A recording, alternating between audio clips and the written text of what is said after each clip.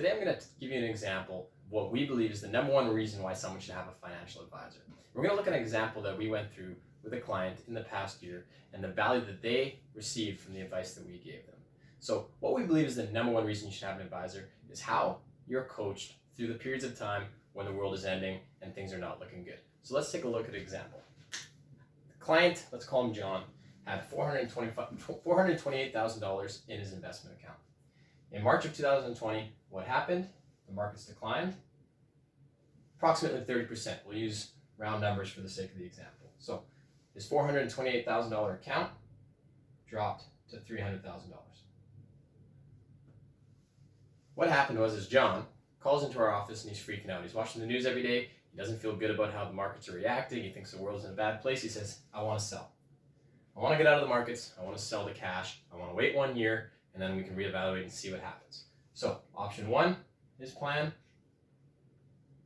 let's sell the cash, $300,000. 1 year from now, I'll have $300,000 still. We'll take a look at how the markets have performed and then we'll make a decision then. Our advice to John at that point was, no, John, we have a long-term time horizon with your investment plan. This short-term recession and drop in the markets is just noise. Over the long term, markets are upward trending. We don't believe you should sell. We believe you should stay invested. So option two, instead of selling, let's just stay invested. Had he done so,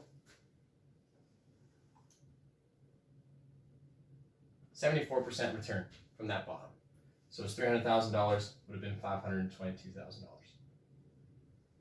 But we took our advice one step further. Because we know that markets are upward trending over the long term, a long-term time horizon, instead of selling or instead of just staying invested here, let's take advantage of this market correction and market recession. Let's buy more. So we asked John, do you have any money sitting on the sidelines right now that we can invest at this opportune time? Turns out the client had $100,000. He took our advice and he topped his account up to $400,000 back in March. So what happened? He experienced a 74% return on his $400,000.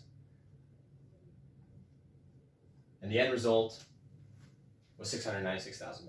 So, in our opinion, we believe this is the most important value add that an advisor can give to their client. You can see in that moment of panic, had we sold, we'd have $300,000. Had we remained invested, we'd have $522,000. But instead, we encouraged that client to invest a little bit more of his hard-earned money, earn a superior return, and today, or after a year, his balance was there. So, thanks for watching. That's what we believe is the number one value add that an advisor can give to clients.